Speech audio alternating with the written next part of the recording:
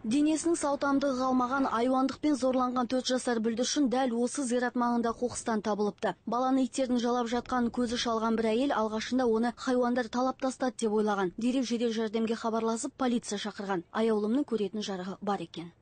Қыздың ужас қана, бетін бар, нең бар қанталаған, бет көзін ашамайсыз. Қыз әкесін көргенде талып қалған ғой мына қыз.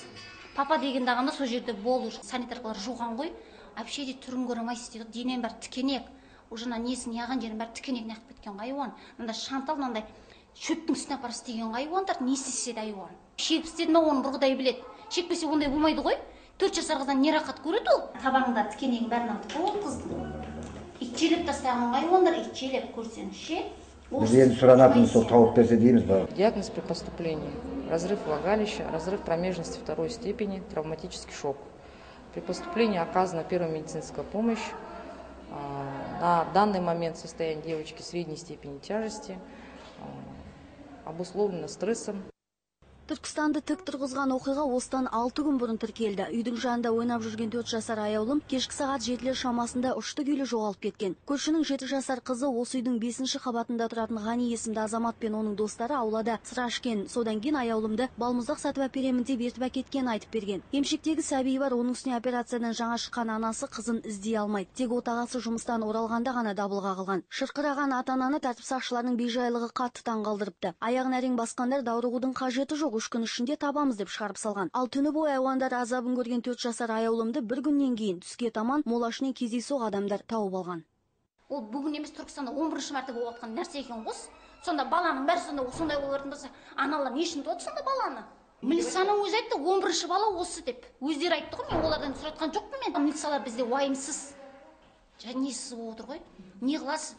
Мен кешенен ертең бір келген кезде милицияға айттым ғой. Ертең сіздер шаш істемедіңіздер, мен неге жазамын десем, не жазсаң жаза бер, не істей аласың, не қоясың деп олар маған діңкілдеп отыр. Мен мына немді түсініп тұрған жоқ та олар. Жағдайымды түсініп тұрған жоқ олар. Осылайша Түркістан халқы қаламызда бүлдіршіндерді зорлайтын адам кейпіндегі айуандар еркін жүр деп зарилейді. Аздап жиған айғақтары да бар, бірақ оларды полиция қаперге алып жатқан жоқ. Мәселен, аяулымның ата-анасы баламызды 3 адам жабылып зорлаған, бәле ертіп әкеткен нашақор көршімен соның достарынан келді дейді. Алайда тәртіп сақшылары бұл деректі тексерместен ақ жоққа шығаруда. Бір аптадан бері қылмыскер құрықталған жоқ. Ал Түркістанның ішкі істер департаментінің бастығы жұртты көрсе қаша жөнеледі. Я могу то, что вы сейчас сказали, записать на камеру. Нет, не можете. Почему? А что за тайна? Почему вы говорите следственная тайна? Следственные мероприятия – это тайна. Следователь только сам проводит следственные мероприятия. Бывает момент, все вам расскажу.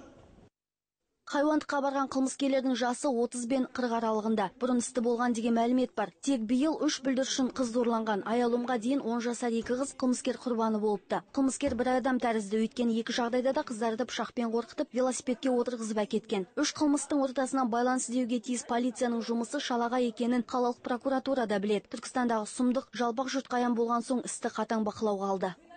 Қызым аман ғана өзім қуанып отырмын.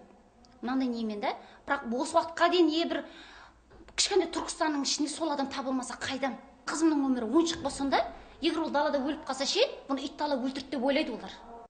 2 күннен кейін ғана есін жиған бүлдіршіннің толық айығып кетуі екіталай дейді дәрігерлер. Аяулым қазір бірде бала сияқты күледі, бірде жүзі қайғыдан тотығып кетеді. Ер адам көрсе зәресі ұшады. Қазір баламен психолог жұмыс істеуде. Қас қарайса болды, аяулым шырылдап жылай береді екен. Жанар Байсемізова, Алматы телеарнасы үшін, Түркістан қаласынан.